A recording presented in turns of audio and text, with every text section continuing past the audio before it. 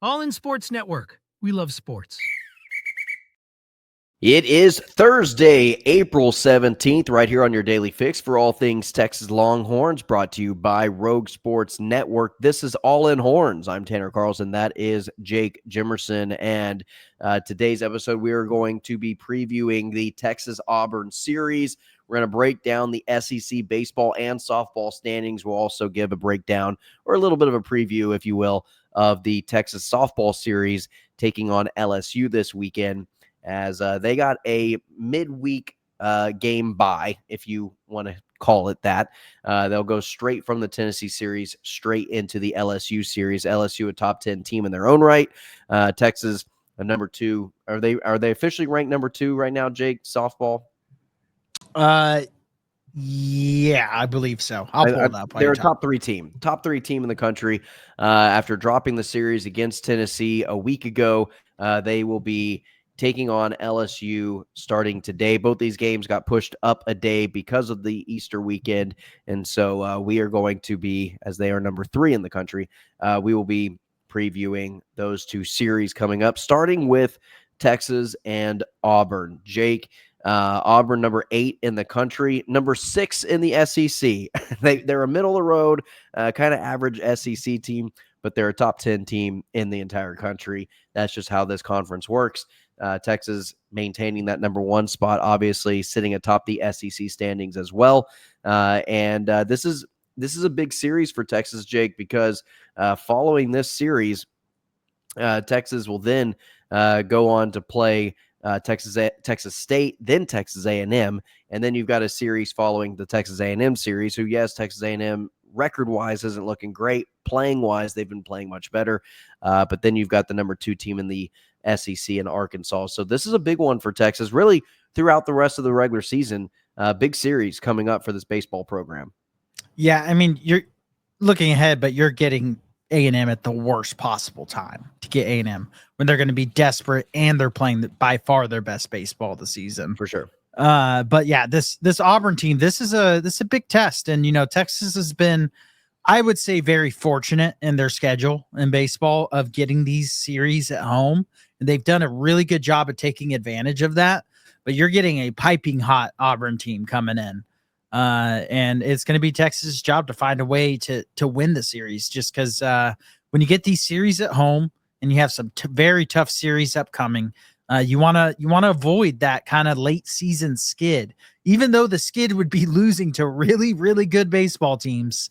That's life in the SEC. And that is what I do love about being in the SEC for baseball, especially when, they're not doing badly, is you just, every series is something to look forward to. It makes the regular season feel much more important, much bigger, just because every series has weight.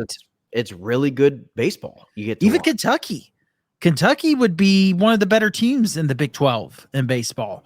And the SEC is just, we said it going into the season. Football kind of didn't really live up to it this year as far as the level of teams. I thought it was probably one of the worst years for the SEC in football in some time. And I never thought the SEC was as good as they were made out to be in football. I always thought it was fairly top heavy, but even then it was still down. Basketball was way better. And when that happened, I was like, watch baseball not be as good as expected. It lived up to the hype. It lived up to every bit of it. It is a stacked conference and every weekend feels very important. And this is a big one just because Auburn's very good. They're a team that you can beat, though. I'd love to see them defend. That number 1 ranking has been getting tossed around like a hot potato. 5 SEC teams have been number 1 this year. Wow. That's actually pretty impressive. Now, it doesn't surprise me, but it is impressive. And what happens is an SEC team gets number 1. They lose their next series against a top 10 team. Then they lose number 1. Another SEC team takes the spot, loses to a top 5, top 10 team, and then loses that spot the next week. And that has been going on most of the season, and especially since SEC play has started. And now it's Texas's turn. And guess what? You got a top 10 team coming in. Can you not continue what kind of the trend has been? Yep. And especially, when like you just said, the upcoming schedule. So A big series against a really good Auburn team. The scariest thing about this Auburn team to me is how good their pitching has been. When Texas is, I would say, a very opportunistic offense. I wouldn't say they are a volume hits type of offense. Batting average kind of backs that up. They're under 300 as a team. They're number where is it? 111th in the country in batting average, which in baseball you have like 400 teams. So this isn't football where you only go to 130. They're not one of the like just absolute worst teams in the country at batting average, but they bat right at about 286. And that's what it kind of feels like. Cause even in the Rio Grande game, they only had a couple more hits than Rio Grande Valley. But what they do a good job of is their batting average goes up when they have runners in scoring position, and their slugging percentage is 31st in the country. 31st in the country for slugging percentage is pretty good when you're that low in batting average. So they do a good job of getting extra base hits. They do a good job of getting home runs. And that's kind of their 29th in the country in home runs, 13th in the country in doubles. So you kind of see the trend there, right? They're not really a singles type team. They are a doubles, triples, and home runs type team. And that does work in the modern day age of baseball, but it does scare me when you go against a team that has really hot pitching. Yeah. And I mean, Auburn, you look at their schedule, Jake, and like you said, I mean, they're coming off of a sweep over LSU. They beat Georgia Tech, and then they had a series in which they beat Alabama 2-1 in that series. And again, you go back, it has to go all the way back to the beginning of March where they beat, or the end of March where they got swept by a number 2 team, Georgia, at that point in time. Then Georgia turned around and got swept by Texas.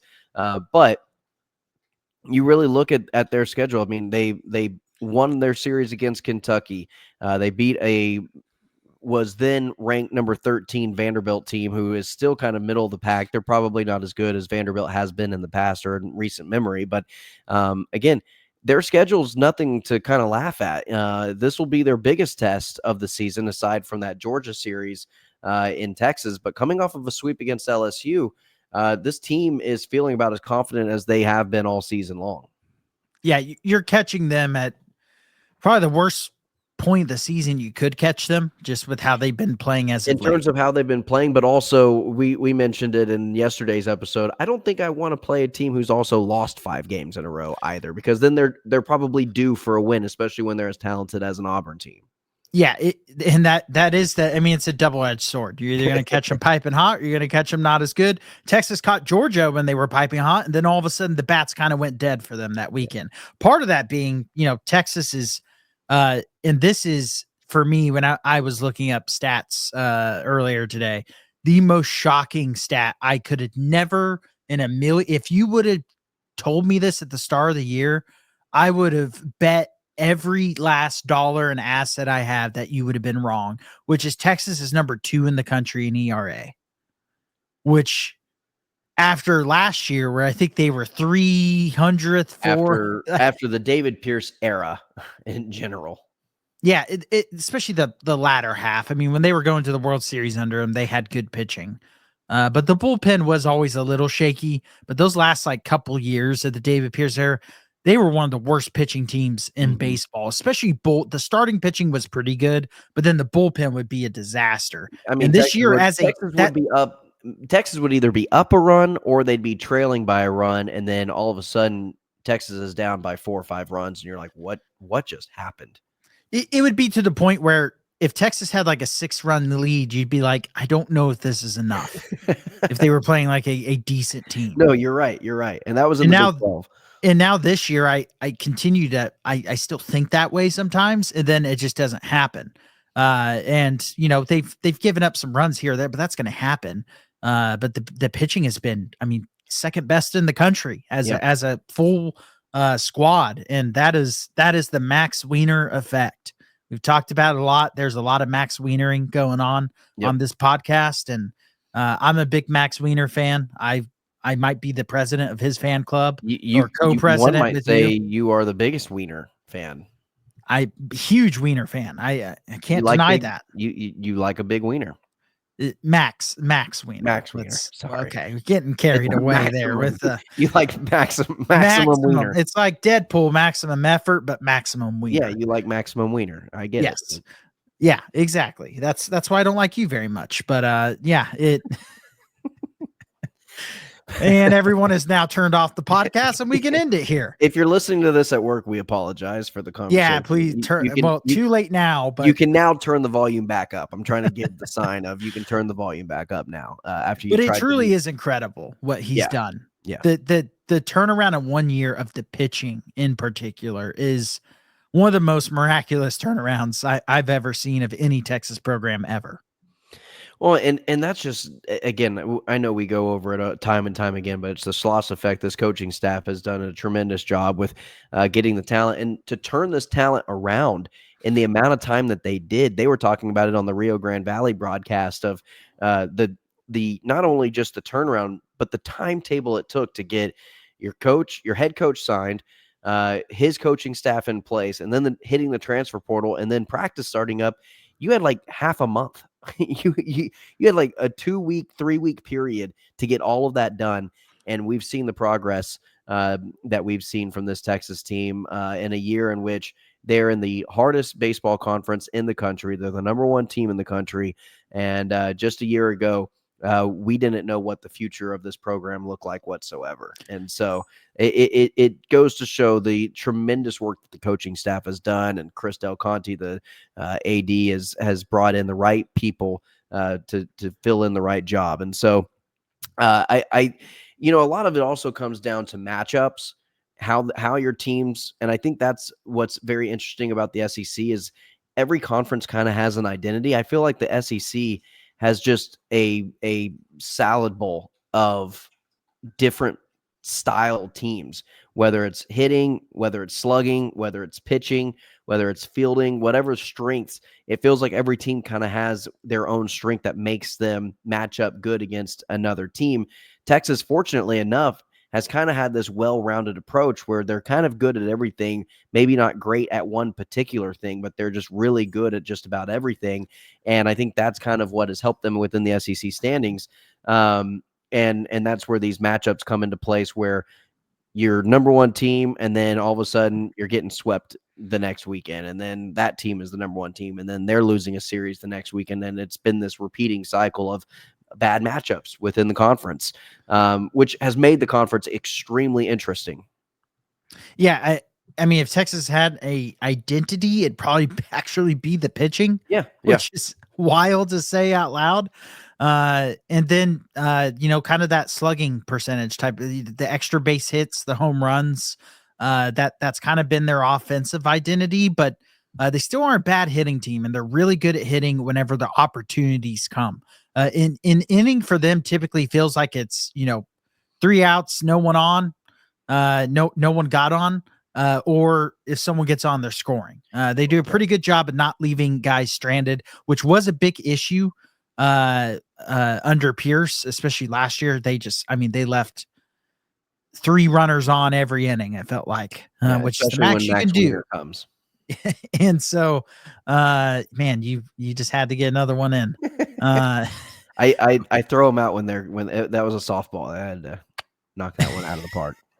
But yeah, this Texas team's really fun. The vibes seem to be high, even with injuries, which we'll have updates on that in tomorrow's episode. And they've kept it together through some pretty big injuries to key guys, and yet still been able to find, I thought for sure they were going to lose that Georgia series going into it.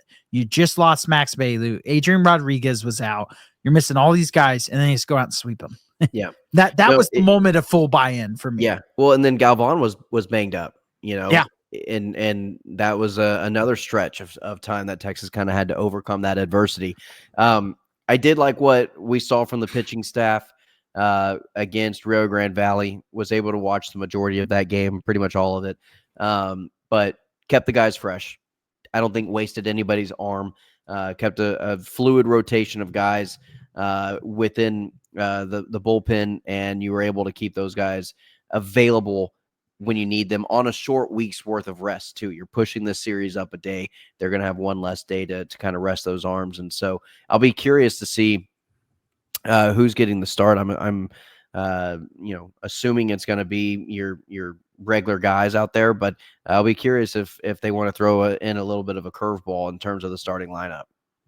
Yeah, it feels like their starting lineup slowly getting solidified. They were kind of changing out the Sunday starters, and so it'll be interesting to see who they throw out. But it's just nice knowing you have the depth there this year, not only with the starting pitching staff, but more importantly the bullpen. The bullpen, when the starter has had a rougher go at it or had to come out a little early because their pitch count is high, the bullpen has picked up that slack. And in a game last weekend where you had a 15-game inning, the bullpen was a little depleted. You were able to have a starter come in and go 7 innings. Yep. That stuff is huge. And so the pitching staff as a whole has really complemented each other, which is why they've had so much success this year. Also, fielding goes into the ERA as well, by the way. Have avoided making a ton of errors, have done a really good job of especially the outfield. It feels like every other game they're making a diving catch. That's unbelievable. Yeah, we saw a great one against Rio Grande Valley in the first inning. It was actually the first out of the game from left field. I forget the name. It's Schuessler, I think, made the play, and it was an incredible diving catch. First inning of the game, or first out of the game, and it kind of set the tone and allowed Cade Bing to kind of settle himself in, because he allowed that big hit. It would have been 2 bases. It would have been a double to start off on the first at bat, and so that also helps your pitchers kind of settle in whenever they know they've got the help behind them. Yeah, when you got outfielders making unbelievable catches, great plays on the infield. I imagine as a pitcher, you got to feel a little bit of weight lifted off your shoulder. Like, okay, if they get some good contact on a ball, it's not the end of the world. Make you be a little bit more of aggressive in your approach, and be more just confident in that placement, because that ball placement's so important. And that's, last year the walks to strikeouts ratio was awful. And this year that's been a key part is the strikes to balls ratio has been much better this year. Gasparino, I apologize. Gasparino out in center field is who made that play. But yeah, Jake, I'm excited about this. I'm excited about this series, and I have Friday off, so I've got nothing else to do except watch this game. Game 2, but I imagine it'll be Jared Spencer. I think Spencer and Riojas are probably your 2 best options, which is why you have them starting. You have Spencer kind of starting the series. Riojas has kind of been the guy who's kind of been the anchor on Sunday, at least recently. And so I'd like to see this rotation maybe become a little bit more regular. But again, it's all about strategy and what kind of batters they have and who matches up well with the best throwing motion. And if you've got a lefty out there that is a lineup who struggles against a lefty, you're going to throw a lefty out there. So a lot of it depends on those types of things that we don't know the depths in terms of the coaching staff knowing that against their opponent. And something I really trust this coaching staff on, because they've showed it whenever they make changes or tweaks, it seemed to work out for the better.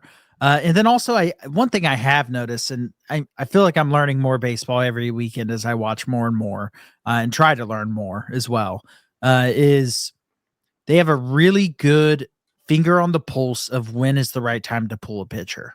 Mm-hmm. That was a big problem last year, where even me, who knew even less about baseball last year than I do now, would be like, why is this guy still in? Or pulling the starter too early, who was doing well when you have a bad bullpen. Yeah. Is it leaving in Riojas on Sunday to pitch over 100 pitches, and not just pulling him because he's at 90. Right. Not just pulling him because he's at 80, knowing, hey, our bullpen's pretty depleted from a 15-inning game. I'm going to keep him in there as long as he can go, and then pulling him at the right time. That's something I think this coaching staff really excels at, and it's a big part of this turnaround. Yeah, you have to know your players to be able to do that, and they know their players and know the opponent. Yep, and know the opponent as well. So, Jake, let's go ahead and actually let's make a little prediction here. How do you think that this series is going to go? I think Texas is. I gotta believe in them. I think they're a little bit better of a team than Auburn. I do think Auburn definitely has a very good chance in this series. But I'm gonna take Texas to win 2-1. I think they'll. Unfortunately, they don't get a game on Sunday. That is the biggest thing that scares me. They haven't lost a game on Sunday this year. Yeah, I that's true. That's wish true. they got a game on Sunday. So that Good might be point. the factor that scares me the most in this series, ironically. But I think Texas will take it 2-1. I do think Auburn will win at least one game, but I think Texas does what they've done all year. They'll find a way to win the series, even if they drop a game, even if they have to come back in a game, they'll find a way to win the series. I'm actually going to take Texas a 3-0 series sweep over Auburn. I think the short week is going to have an effect on this Auburn Tigers team, and I think I like the way Texas is pitching. I like their bullpen right now. Confident in their fielding. I actually expect it to maybe be a lower scoring series as a whole because of Auburn's pitching on the other side. Might be giving Texas a little bit of fits. I could see a lot of these games being 3-1, 2-1 finals. In fact, I would almost bet the under on just about any game, just considering how well Auburn has been pitching, and then also Texas having the number 2 ERA, bullpen in the entire country. And so, I do think it'll be kind of a knockout, drag out slugfest. But I think it'll be a pitching battle on the mound. Yeah, that's the reason I picked Auburn to win one is I just worry about a game where the bats go dead for Texas. But like you said, I wouldn't be surprised if these are some pretty low scoring games, 3-4, 5-4, 3-1, even some lower scoring games. I'd be shocked if either team had a 10+ run game in this series. Yeah, no, for sure. All right, Jake, let's talk a little bit about the SEC just standings in terms of baseball. Obviously, Texas number 1 right now, sitting at 13-2. Arkansas 12-3. Tennessee is at the 3 spot, 11-4. Georgia at number 4. LSU 5. Auburn 6.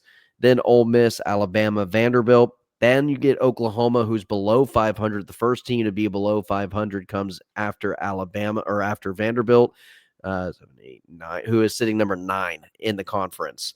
And then Kentucky, Texas A&M, who's probably playing as close to their preseason number 1 ranking that they have all season. And then you got Mississippi State, who Texas has already beaten, Florida, South Carolina, and Missouri, who Texas also swept because Missouri is 0-15 in conference play. But that's kind of what the standings look like. Anything else jump out to you in terms of what that looks like? I think Texas's record has been phenomenal. But they are, I believe they're 16-3 at home this season, and I think 2 of those home losses have come on Tuesday nights. Yeah, the Tuesday night games have been kind of a thorn in the side for Texas, but the biggest thing for me is I'm ready to see this team play Arkansas on the road. Yeah. Want to see how they do against a really good team on the road. I think that, I'm excited to be number 1 in the country. I think this team can be in the College World Series. I'm fully bought in on everything. So when I say this, I don't mean it in a very super negative way. But they have been lucky with the schedule of getting the toughest teams at home and playing the less tough teams on the road. Now, They've been Kentucky fortunate. and Mississippi State are still good teams. They did beat Ole Miss on a neutral field, run ruled them earlier this year. They have good wins away from Austin.